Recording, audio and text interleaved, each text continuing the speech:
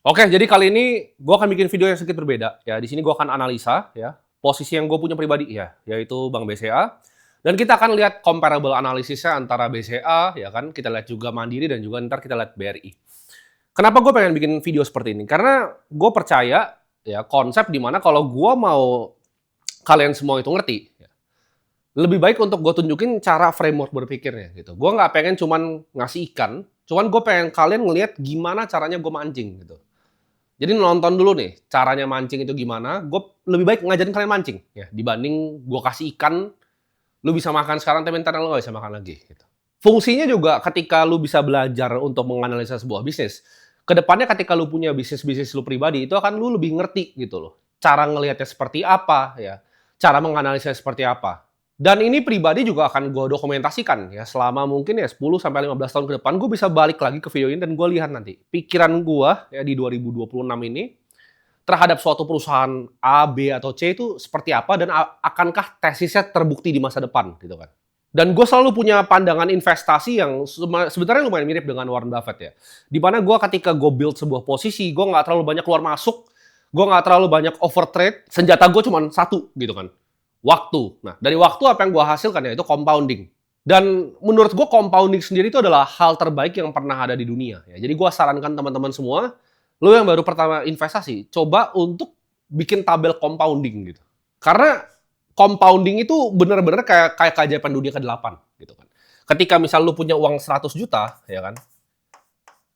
Ketika lu bisa compounding dia di 10%, dia kan jadi 110 juta ke depannya.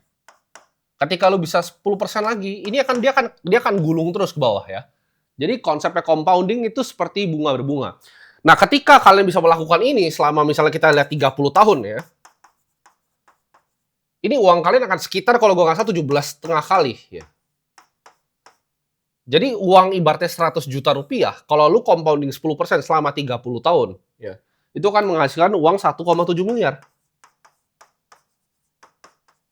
Nah, gue inget pertama kali gue bikin tabel compounding seperti ini, otak gue kayak, wah gila uangnya bisa sebanyak itu. Gitu. Kadang kalau gue ngajarin teman-teman gue juga, oke lu bikin tabel compounding dulu, itu akan jadi hasil yang luar biasa. Gitu. Itu akan bikin kalian mau investasi. Karena gue lihat banyak kesalahan orang yang bilang, oh investasi untuk orang kaya. Salah ya. Investasi itu justru mulai pas lu nggak punya duit. Ketika gue mulai investasi, gue compounding nggak 100 juta, gue compounding 2 juta rupiah. Jadi modal investasi gue itu pertama cuma 2 juta rupiah. Ya, gue nggak punya uang 100 juta, gue nggak punya uang seperti sekarang. Tapi karena gue compounding, ya, dan gue tambahkan terus gitu. Jadi saran gue untuk teman-teman yang baru mau mulai investasi, ya mulai gitu dengan uang yang kalian punya mau 200.000. Jangan ibaratnya berkecil hati, ya. Saran gue gini, buat lo yang mau mulai investasi, kayak gue dulu mulai, gue nggak cerita ke teman-teman gue gitu, oh gue investasi dengan 2 juta. Lu diem-diem aja, lu compound selama 15 tahun, nanti ketika hasilnya udah besar ya baru lu tunjukin gitu. Jadi nggak perlu validasi dari siapa-siapa, mulai aja dulu, pakai apa yang lu punya. Dan dulu itu gue selalu belajar sama praktisi ya. Praktisi yang gue pelajarin ya itu kalian udah tahu semua namanya Warren Buffett. Dan di sini gue kan analisa nanti ya salah satu emiten yang gue disclose di sini kayak gue punya posisi di emitennya. Dan gue bukan ibaratnya analis ya. Kalau misal kalian lihat ada orang kerja di sekuritas, misalnya gaji 30 juta dia jadi analis. Dia itu cuma digaji untuk menganalisa sektor yang dia punya gitu. Misal dia analis perbankan, dia analisa perbankan, dia digaji gitu. Apakah dia punya sahamnya belum tentu gitu. Apakah dia punya posisi belum tentu. Cuman gue selalu percaya konsep namanya skin in the game ya. Jadi kalau orang ngomongin sesuatu dia punya skin in the game nggak? Gitu. Dia atau cuma analisa doang. Gue paling nggak percaya gitu analis ini begini. Kebanyakan teori ya. Kalau kita langsung praktek aja dan kalian bisa lihat di sini ya. Jadi ini banyak diberitakan gitu ya. Posisi gue signifikan gitu.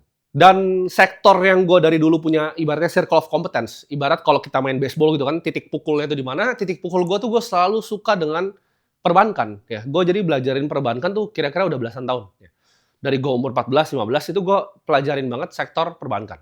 Buffett pun terkenal ya dengan beberapa posisinya dulunya Wells Fargo dan juga Bank of America yang heavily dulunya sebelum sekarang ya sebelum dia invest di Apple, di Chevron dan lain-lain itu very heavily invested di financials. Nah, kita akan lihat ya sebuah bisnis. Kita sebutnya bisnis bank. Nah, untuk sebuah bisnis itu bisa bekerja, ini gua akan gambarin kalian bisnis itu kalian anggap seperti benteng ya. Ini mungkin gambar benteng terjelek yang kalian lihat di hidup kalian kali ya. Mungkin benteng.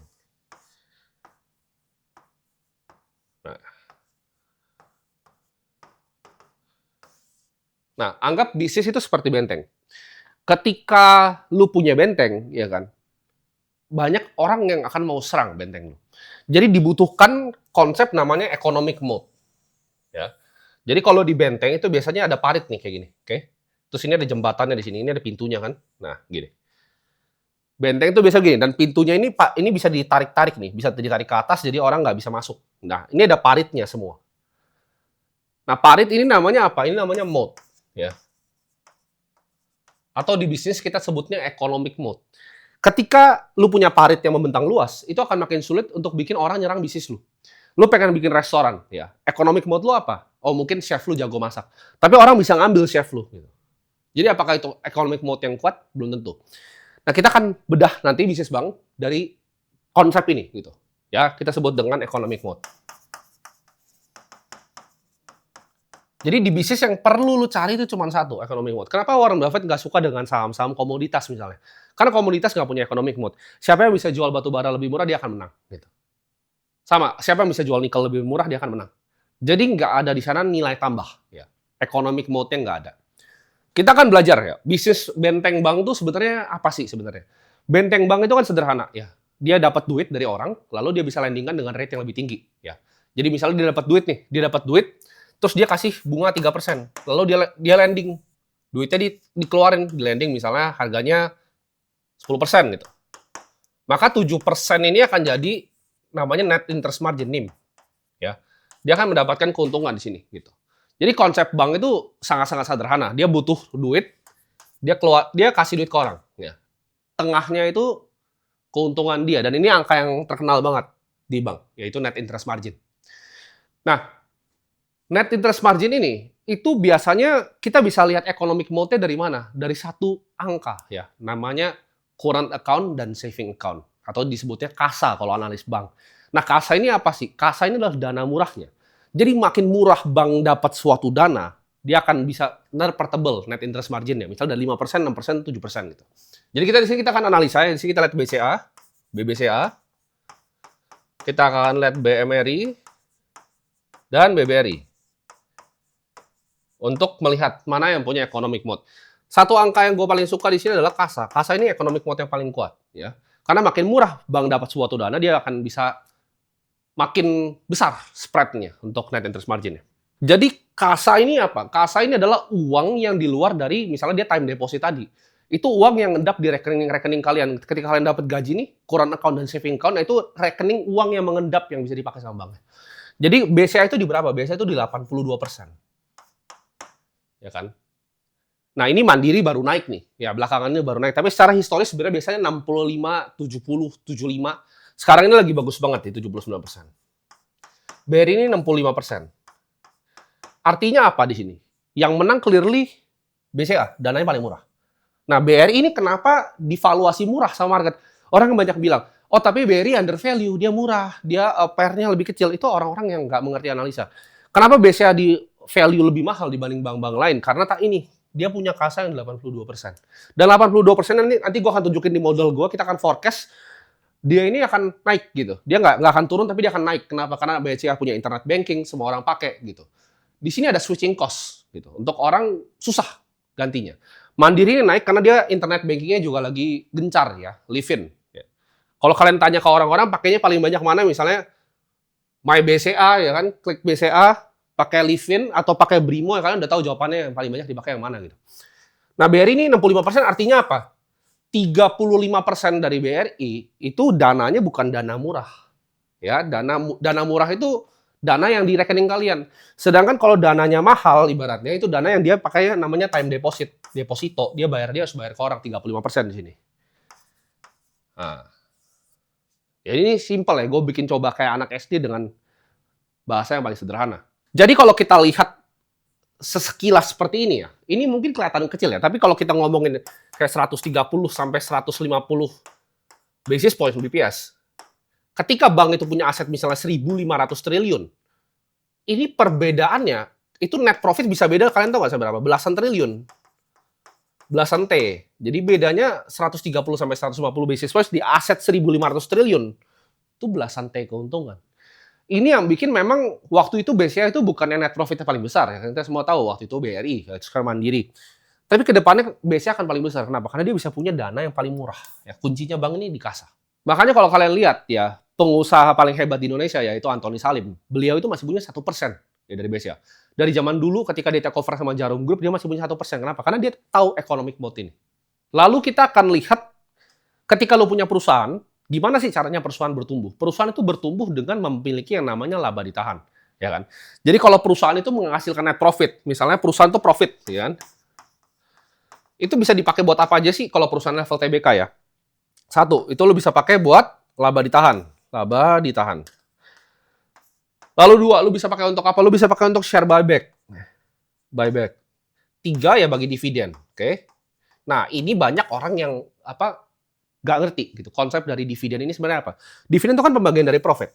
Ketika lu udah nggak tahu ngapain, lu baru bagi dividen gitu. Sedangkan misalnya contoh lu punya perusahaan ya, lu punya perusahaan 1 miliar, dia ngasilin duit misalnya 100 juta. Itu kan opsi lu dari keuntungan 100 juta itu untuk lu tarik ke pribadi lu sendiri terus lu foya-foya, atau 100 juta tadi lu pakai untuk invest di bisnis lagi supaya bisnis bisa 2 miliar. Ya. Itu pilihan gitu.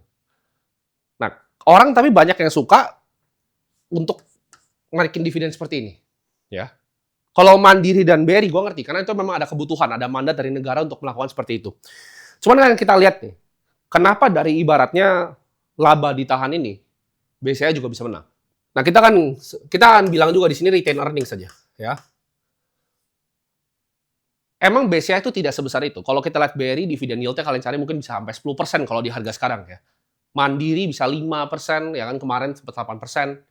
BCA itu kalau di harga sekarang ya gede juga, tapi 5% gitu, lebih kecil. Cuman yang menarik di sini laba ditahan ya berapa persen? Kita lihat di sini ya, dari laba ditahan dari BRI. BRI bagi berapa tadi dividen, yield-nya adalah 10% ya. Jadi ketika lu berinvestasi 100 juta, lu dibagiin 10 juta sama BRI. Cuman itu berapa gitu? Dari earnings yang di retain. Itu 85% dari profitnya dipakai. Mandiri itu 78%. BCA itu cuma 65%. Ya. Jadi dari 5% yield-nya BCA, dia cuma pakai 65% dari laba bersihnya dia. Sisanya dipakai di mana? Diinvestasikan balik ke bisnisnya. Nah, ini akan terefleksikan di mana? Kita akan terefleksikan kita lihat di return on equity. Nah, ini yang paling penting dari bank sebenarnya. Buffett biasanya selalu bilang, kalau lu mau lihat bank ya, simple ya. Lu lihat bank itu nggak macam-macam dilakukan di balance sheet-nya, terus kita bisa lihat return on equity yang bagus.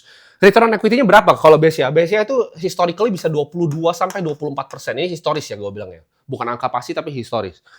Mandiri itu sekarang masih bagus ya. Itu kita bisa lihat 18 sampai 20. Dan ini sebenarnya juga 18 sampai 20 ini bank luar biasa. Kenapa? Karena net interest margin di Indonesia itu memang tinggi ya. Kita kan bisa lihat dari segmen loan-nya kemana. BRI itu kebanyakan ke micro retail. Kalau kita lihat Mandiri itu kenapa lebih risky? Karena dia lebih banyak di korporat. Sedangkan BCA itu upper middle. Ya. Retail upper middle, dia korporat juga punya lebih balance. Piramida loan-nya itu balance ya. Ibarat BRI, dia akan fokus banget di mikro. BCA itu dia lebih upper middle kalau kita lihat retailnya. Dan return on equity yang tinggi ini artinya apa? Ketika lu punya bisnis ROE 24%, gua taruh 100 juta, artinya dia bisa menghasilkan 24 juta di dalam bisnisnya, ya. Jadi ini mesin uang. Bisnis yang punya ROE ini 22-24%, ini mesin uang, gitu. Cuman ini akan flow gitu, dari dia punya dananya murah, ya kan dia bisa lending dengan rate yang lebih bagus, dia bisa simpan earnings, dia nggak punya mandat dari negara untuk bagikan dividen, dia bisa meng-capture return on equity yang lebih tinggi, ya. Jadi kalau kita lihat di sini, consumer bank itu selalu jadi winner, ya, di semua negara. Consumer bank itu selalu jadi winner dengan bisnis yang laba bersihnya paling tinggi. Kita kan analisa saham, kita lihat bisnis gitu loh. Kita bukan cuma lihat grafik, chart kayak anak kecil. Itu anak SD, adek gue bisa pakai krayon gitu, dulu tulis bisa begitu. Yang sulit adalah gimana? Menganalisa bisnis apa adanya. Ya. Dengan data dan fakta yang kita punya. Indonesia itu negara dengan penduduk keberapa? Keempat terbesar di dunia. Dan di sini gue akan kasih tunjuk ke kalian kenapa ini akan jadi faktor yang dominan ya. Ini mungkin banyak yang nggak percaya, tapi kita akan lihat skenario di 2045. Ya. Karena gue bilang tadi, gue beli suatu bisnis itu bukan cuma buat setahun, buat 2 tahun, gue nggak peduli harga saat ini berapa, harga tahun depan berapa, gue nggak peduli ya. Gue maunya compounding, dia sambilnya bagi dividen kecil ke gue nggak apa-apa, dia punya laba ditahan besar, return equity besar. Karena lu kalau tawarin gue bisnis return on equity 24%, pasti gue masuk gitu ya. 2045 kita akan lihat ya. Negara nanti yang punya populasi terbesar di dunia kan kita udah tahu siapa aja ya. Jadi winner dari GDP-nya kita udah tahu. Satu tuh siapa ya. Kemungkinan yang jadi one of the biggest winner ya, kita pasti tahu ekonomi China yang menang. 2 itu kemungkinan India. 3 itu US dan 4 itu Indonesia.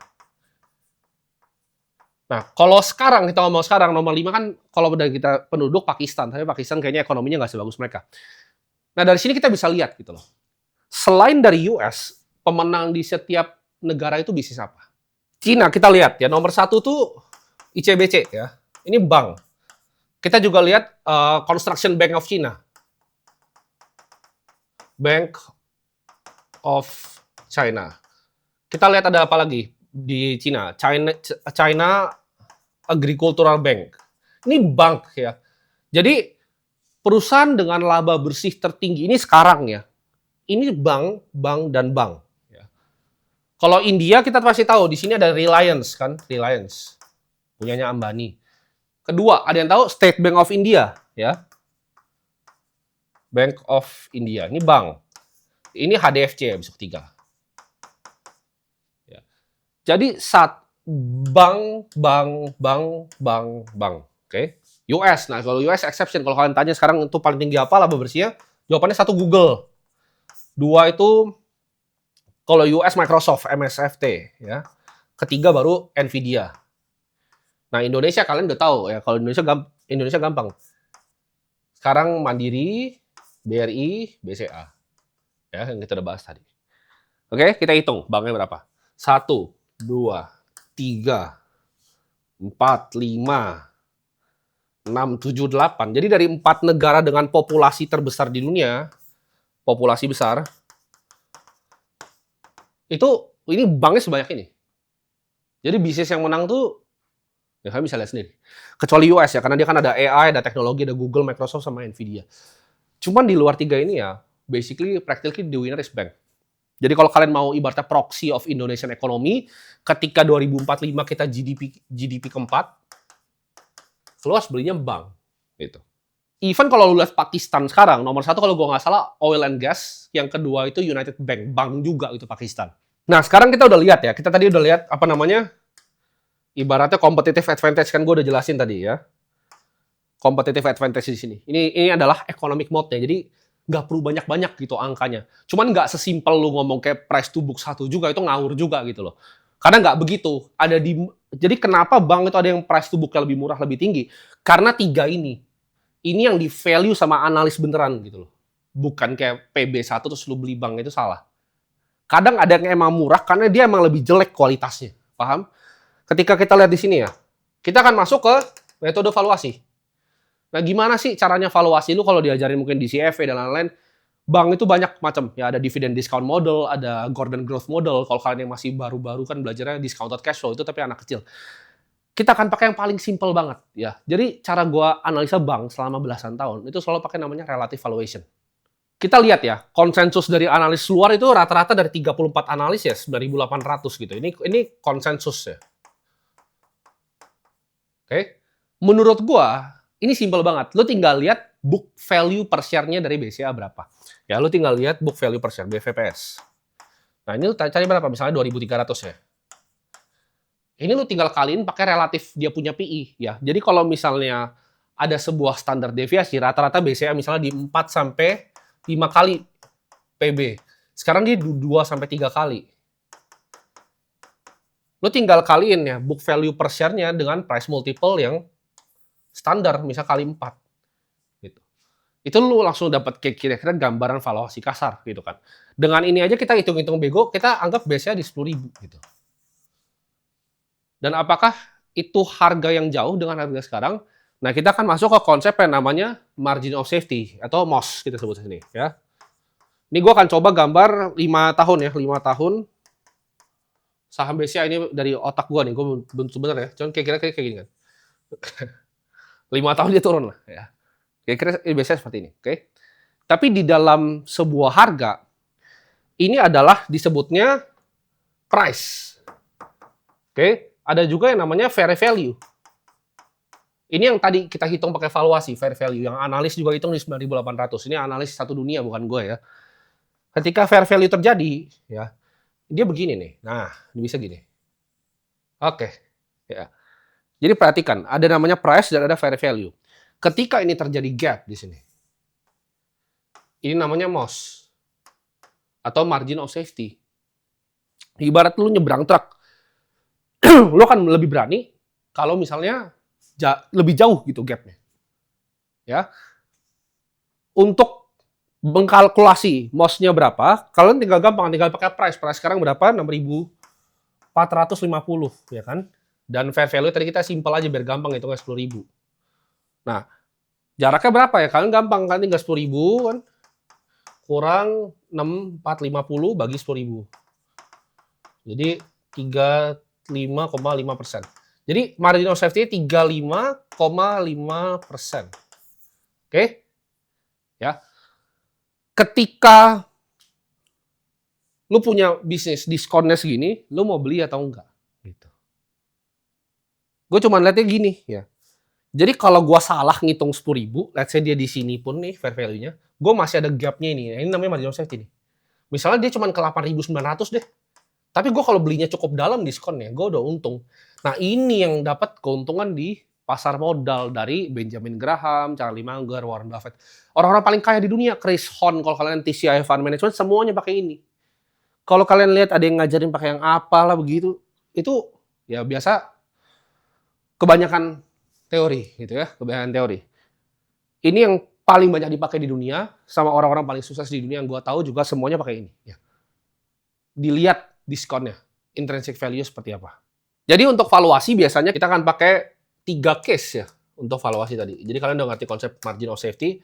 Kita akan bikin bear case, base case, sama bull case. Ya, jadi karena investasi itu cuma game semua probabilitas. Bear case-nya itu berapa? Bear case-nya dia nggak pernah naik, dia dari 8.000. Ya, itu bear case-nya. Base case-nya berapa tadi? 10.000. Ya, anggap bull case-nya 12.000. Oke. Jadi kita lihat probabilitasnya berapa. Oh, bear case kemungkinan mungkin 25%. Karena misalnya mungkin orang nggak percaya, investor asing nggak percaya dengan kondisi ekonomi domestik kita. Tapi kita bisa lihat di sini, base case-nya kemungkinan besar terjadi gitu. 50%, 25%. Nah, jadi kalian tinggal sizing posisi kalian sesuai dengan kepercayaan kalian masing-masing, apakah bear case-nya terjadi, base case atau bull case. Jadi cara valuasi gitu, nggak bisa cuma lu patok satu harga kira-kira segini. Lu harus bagi gitu, probabilitas dan juga persentase terjadinya sebuah prediksi gitu. Jadi ketika lu jadi seorang investor, itu sangat haram untuk lu nyalain orang lain gitu.